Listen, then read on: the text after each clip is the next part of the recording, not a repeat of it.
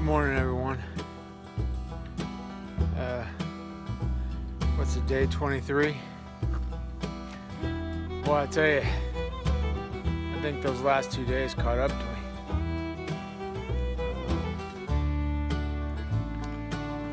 I think I slept 12 hours last night. Hard to get up this morning. It's almost 8 o'clock. I think the culmination of being up so late the night before, I don't think I went and got into my tent till 11 the night before. And I still got up at like 5:30. And then this morning I woke up at 5:30. I'm like, I need some more sleep, so I rolled back over and woke up. It was after 7. So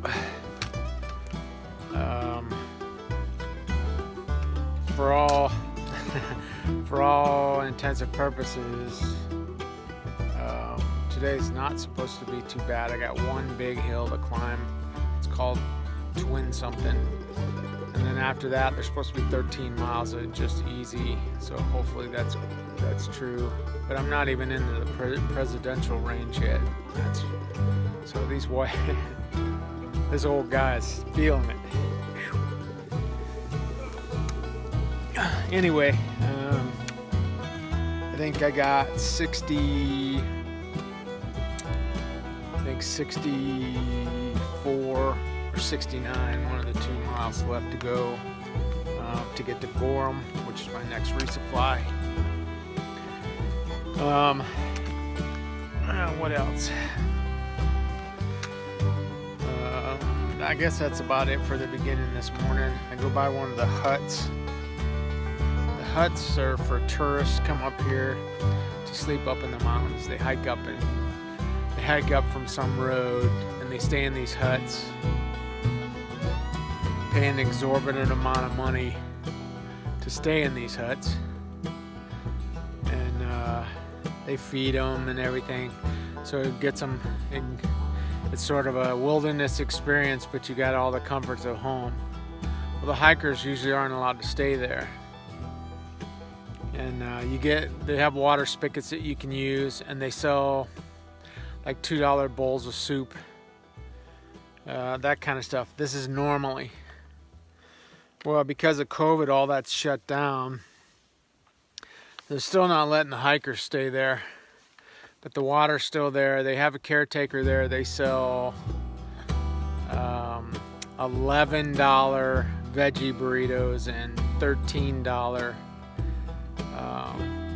pork burritos, I guess, but only a limited time during the day. That kind of stuff. They're not really catering to you would think in this time, if they're going to have a caretaker up there, they would cater to the hikers, since they don't have any other clientele.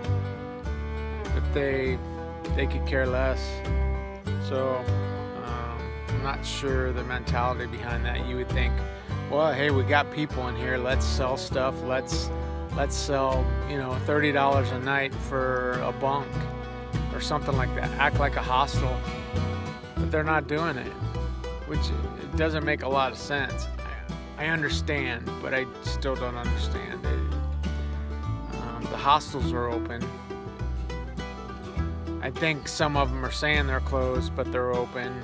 So I'm not sure how all that's panning out. I'm just speculating. I have no idea. The one hostel I stayed at, all the beds are apart 6 feet, and everybody in the areas have to wear masks, so they're doing the requirements. So anyway, that's got nothing to do with today. I go by one of those huts here shortly. I'm gonna get clean water. You don't have to filter it, so I'm gonna get clean water. I'm gonna keep going, go up this mountain, try to get to the other side. Once I'm on the other side, then it's easy going. I'll stop for the night. When that ends, it's supposed to be like 13. So we'll see. If everything works out right, that's a 17-mile day. We'll see how that landscape goes. If the landscape's relatively easy, well, yeah, I'll be able to do that. But this up-down boulder climbing is it's kicking my ass. So, old guy joints, especially the hip abductors. I think they're called hip abductors. A guy was telling me about it a couple of days ago.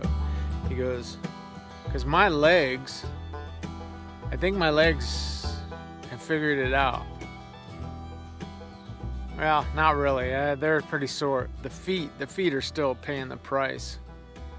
The lungs, when you get on these, you're climbing and it's brute force to get up some of these rocks. The lungs are just screaming sometimes. So, anyway, another day, another mountain. That's my story for now. I will talk to you later if I get some views, or I'll take a picture of one of the next hut, so you see what I'm talking about when I say hut. It's more like a resort. Anyway, out in the middle of nowhere. Okay, that's my story. My way down, my way from up. If you can see that. Anyway, I just wanted to tell you guys about, especially you guys that hike, about all this extra gear. Well, one thing, I'll tell you what, you love it when you're 3 days out of town, because half your weight's gone, at least food weight. I mean, my pack's getting lighter and lighter. Every ounce I eat, my pack gets lighter. So that's always a good thing. So it's motivation to eat, let's put it that way. But it's other things, like you notice I don't have my raincoat on anymore. I wore my raincoat, I think I said, for warmth. Problem is, you got it on for 15 minutes, now you're hot. Because you were chilly before and now you're hot.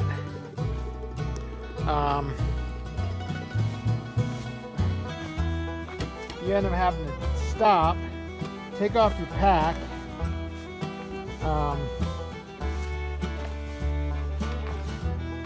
You have to take off your pack and then put it away, then put your pack back on, and then keep going. It sort of stops all your momentum, stops your progress. So you have a tendency to wear it longer than what you should, and you get overheated. Okay, I'm gonna stop saying you, me. See, these are the things I'm talking about. Look at this. How do you get down from that except for just walking down the face of it? And you're relying on your shoes to hold. And if it's even at least a bit wet, look at that, it's wet. Your feet slide out from underneath you. So, sorry I'm bouncing around so much, but I'm going down this hill, trying not to kill myself. It's the same way with gloves, okay? Gloves are important. You gotta have a pair of gloves in your bag, whether you want to carry them or not. But the problem with gloves, if they're not easily accessible, you don't want to open up your pack, dig around to find your gloves, pull them out, put them on. 10 minutes later, you want to take them off because your hands are overheated. So you end up not using them because of the inconvenience of the consistency of stopping to wear those suckers. And even if you have them on an outside pocket, you still have to take your pack off to get them. So I tell you, that's probably one of my biggest downfalls, is one of my biggest negative modes of hiking all this is I hate taking my pack off, because it's just, what happens is you got your pack off, you're stopped, you're not moving. Your muscles start to, I don't know if atrophy is the right word, but they start to tighten up. You know, they start, whatever they do when you stop working out. The lactose starts building up. All of that happens. So then when you start up again, especially if you're already sore, you now you got to loosen up again. It hurts a little when you start off again. So it becomes a mental deterrent to taking your pack off and stopping and all of that. I'm getting ready to go uphill. That's why I'm stopping. I'm not going to do it with the phone in my hand. Anyway, I hope all that makes sense. But it's a mental thing. This whole thing is mental. Man, I can't tell you. I mean, the body is reacting well. The body can do so much more than what you think it can. Especially if you make it do it. It'll do it. So if you can get over, that's why at times I feel like I'm Tim Conway. I just take these little steps. That's a mental thing. That's not the body breaking down. That's not me not breathing too hard, because I'm not breathing. I'm not breathing hard at all. And my legs don't hurt or nothing. It's my mind. My mind is telling me, man, slow down. I'm tired. Stop. It is a total mental thing. And I have to tell myself, dude, take regular steps. And I start taking regular steps. Doesn't hurt. Doesn't do anything. I'm just going faster. And faster is not the issue. It's just the point of getting into a normal stride, because you take those short steps for me, and now you're using muscles that you don't normally do when you're walking regular. It starts hurting. So one of those things. Anyway, rambling again. But this is what I'm talking about. These kind of things. There's no way to get up there except climb the face. Now there's nooks and crannies, I'll give you that. But man, one slip, you're all the way back down to the bottom. So, I mean, as long as you're cautious, you're good. But these things are a bitch, and not to mention, the calves hate them. Anyway, that's my story. Rambling.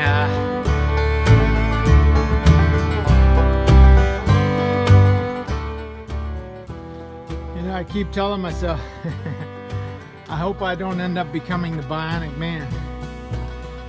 Because I was, especially here in the whites, thinking, man, I'm gonna need knee replacements. I'm gonna need hip replacements. I'm gonna need back surgery. This is taking a toll on the body, that's for sure. We're recovering every day pretty well. Like right now, I got full range of motion, full lack of pain. My enthusiasm is high, but I know here in a few hours, all of that's gonna go away. It's gonna go away, and I'm gonna be thinking all over again, what the hell are you doing out here? Anyway, sort of funny. See that? See it or not. The stitching of my shoe, on my left shoe, came out of the seam, or came out of the sole, whatever the stitching or gluing or whatever they do to hold the sole onto the rest of the shoe. That's only a couple hundred miles in. Well, the reason I noticed it was yesterday. I got a rock in my shoe, and I was like, how in the hell did I get a rock in my shoe with my gaiters on? Well, I found the hole, and it's right down there where all the rocks are.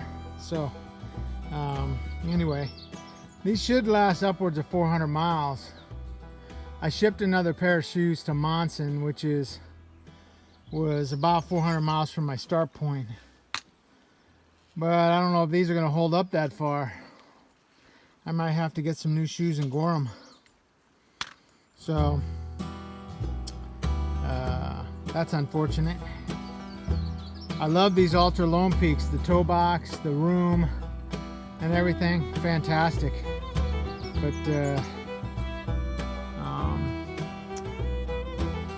it's too bad they're falling apart already. You would like to think you're going to get about, well, 300 to 400 miles out of a pair anyway.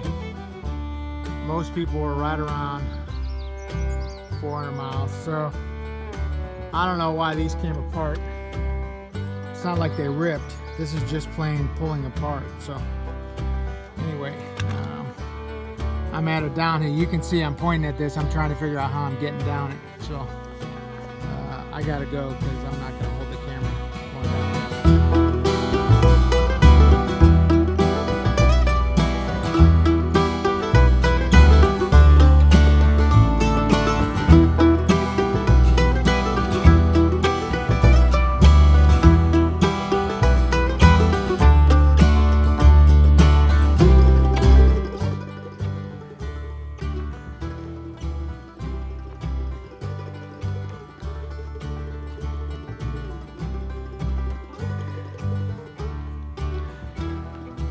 Hey, so I've come to the realization in my slow but steady infinite wisdom,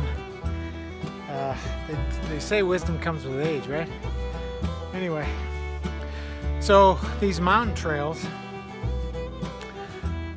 I'm thinking that these are just the riverbeds that used to come down the mountains. So you got all these rocks and stuff that were underwater probably at one time. And those big boulders that you have to climb over, those were waterfalls. So all that water had washed away the rock. That's why the rock's so smooth and rolls over and down. So we're basically in old riverbeds going up and down these mountains. And having to climb waterfalls is not fun, especially when they're wet. I know I was complaining earlier about some of it. Not really complaining, it's just I didn't really realize that this is a natural trail. It's not like people came up here and made it. So it's as treacherous as it is because that's the only way you could get up and over, because it cut a natural path probably thousands of years ago.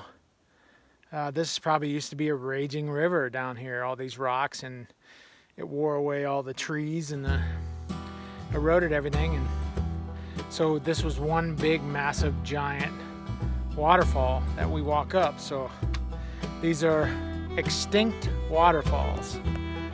That's just my humble opinion. Well, I made it to today's peak. It's called South Twin Mountain. Unfortunately, it's socked in.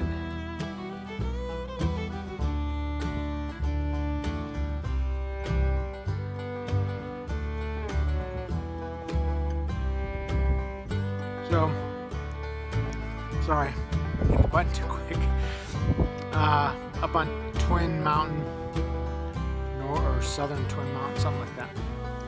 And I'm in the clouds. That's the problem. The clouds are down around 4,000 or 5,000 feet around all over the place. That's why it was socked in yesterday. And I think there's a storm coming in tomorrow. So not much sunshine. It's overcast, and clouds probably aren't going to burn off for a while. So heading downhill. Hey, if you guys get a chance, if you don't mind, no ulterior motive here or anything, just if you see something you like on one of the videos or something, how about share the video on Facebook? We'll get some more people watching. That would be cool. You don't have to, no motive, no, not trying to get sponsored or none of that crap. Just thought maybe we could share some more. Maybe some more people would like to see this. Hoping some of my old buddies might see it. That might not otherwise see it. So you never know who will end up passing it around and stuff. So anyway, headed down. I think there's another. I got to the last hut too early. They didn't open till 11. I got there at 10. And the next hut is 6.5 miles away. So hopefully they have the same hours. The hours are 11 to 4, that they serve food and have restrooms and that kind of stuff. So hopefully I can get the next 6 miles in the next 5 hours, which it shouldn't be an issue. That means I need to do it a little over 1 mile an hour, and going downhill, that's, other than the top of these mountains, it's usually not much of an issue. So might get a hot burrito today. That would be nice. I don't know what the hours are at the next hut, so they might not even be open, so I might have just missed my window. So anyway, hope you guys are liking the videos. I'm gonna keep going. I think I'm at the mental halfway point of the whites. I think I have almost 60 miles left, so I know it's not the halfway point, but I think I have. I'm saying at max 5 more days through here. So mosquito up here, what the hell? They don't like it up here usually, or maybe it's a gnat or something, I don't know. Anyway, that's my story for now. I don't think there's going to be much views going on, so probably next time my video will be at the about 6 miles down the trail at the next hut. If I get some food, I'll show you my burrito. Okay, that's my story. Well, not quite as high, but I'm down below the clouds. It's a good view out here. See the sun shining on the grass down there, the trees. Probably not grass, probably trees. Just walked across a sea of rocks all the way across there. Look at that. Trail goes up into the bushes.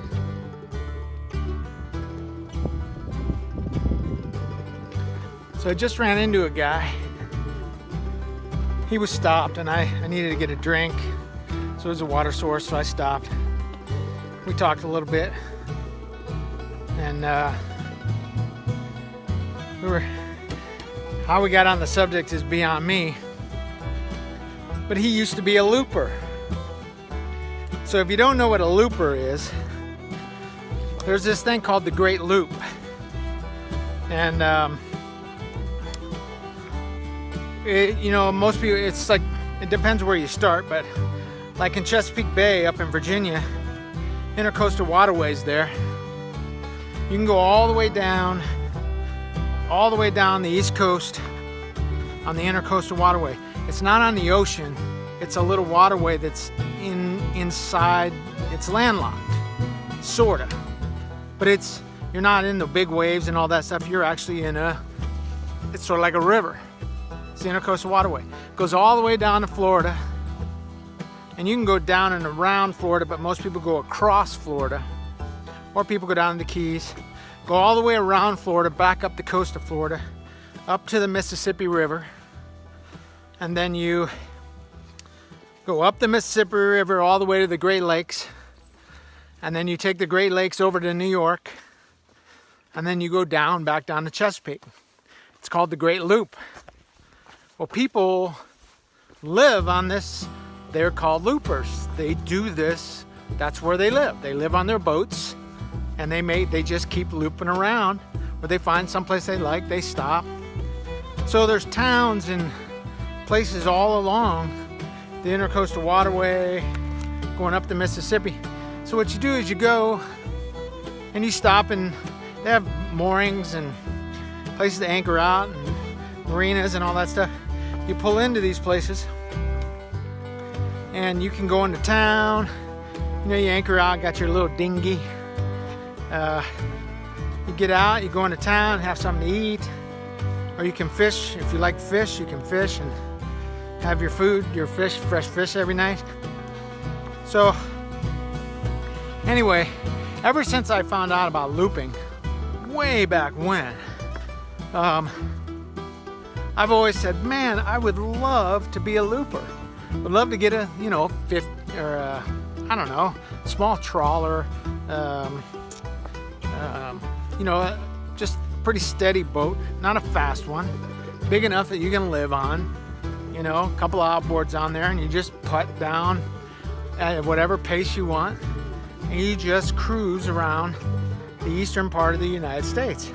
Great Lakes, Intercoastal Waterway, Florida, the Mississippi River, all of that. So anyway, it was really funny to run into somebody that was actually a looper. So anyway, I thought I would share. I know it's nothing to do with hiking, but there's times I was thinking, what the hell am I gonna do after I'm done hiking? I do my trails, done with that. Okay, I'm always gonna be thinking about the next big thing. And I'm already cycled across the country. I did that in 2003. I love that. Wouldn't mind doing it again, a different route, with a different motivation. Last time it was a little more structured than was probably needed to be, but that's okay. But you know, I always thought about I'm gonna modify the Expedition, turn it into a car camper, like with solar and a bed and a kitchen and all that kind of stuff. Yeah, it's doable. I already started it actually, because I didn't think I was gonna be hiking this year. That's what I was gonna do, but that project got put on hold, of course. Anyway, I always thought that I would do that and then just travel all over, stop in places, check things out, hang out, maybe you know, go hiking in places I've never been before, all that kind of stuff. I thought about that, but looping is sure enticing, you know.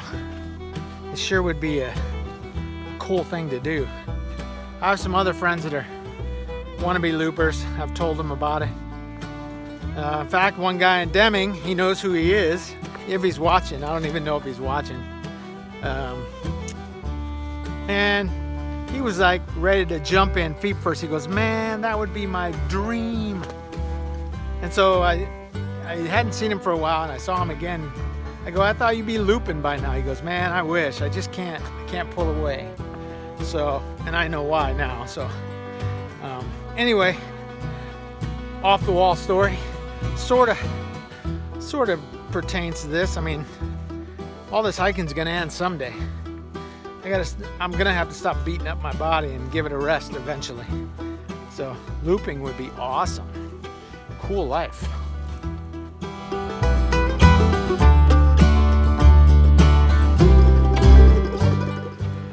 Well, end of day 23. In my tent, camping someplace stealth again. No camping down here or anywhere. So, almost 18 miles today. Good day. So the poles are a winner. So day before yesterday, a couple days I hiked with them. I put out good miles going over the mountains. And then yesterday I didn't use them because there was so much climbing. I didn't want to use them. You know, I kept putting them down and climbing with them and all that kind of stuff. So I was done with them. I only did 10 miles yesterday and I hurt hard last night. So the poles are definitely in. Anyway, I'm not sure, but I'm headed up the big boys. This is it. This is the presidentials. And once you get up to the top, you don't come all the way back down. I think the lowest you get is 2,300, maybe a little higher. So that's a good thing. So after I get done with the presidentials, I'm into Gorham. And that's pretty much the end of the whites. Go figure. So anyway, sorry you probably can't see me very well. It's dark. And anyway, that's about it. I think it's day 23. I'm not sure. I don't even know what day of the week it is. I don't know what the date is. Well, today was a good day, long day. I think I snapped a video or a picture of the burrito I got. Big, huge bean and veggie with cheese burrito. It only cost $10. Well worth it. And then I also got a cheesy quesadilla, which I ate for dinner tonight, which was $8. And I got a Snickers bar for $2. So for a $20 bill, I ate all day today. So expensive, but worth it. Man, good food. Oof, out here in the middle of nowhere. Yeah, baby. So anyway, I should be in Gorham. I don't know, 3-4 days. And Gorham had, my shoe's blowing out really bad. So Gorham has an REI and a Walmart. So I will be zeroing in Gorham, should I say, not Gorman, Gorham. So I'll get a shuttle into Gorham the night I get in, find a hotel, spend the night. The next morning, go to REI, go to Walmart resupply, take a 0 day, because I deserve it after the whites. Whew. Take a 0 day, and then head towards Maine. I'm almost to Maine, so anyway, that's my story, day 23. I know it's dark, but hey, realism is everything, right? Good night.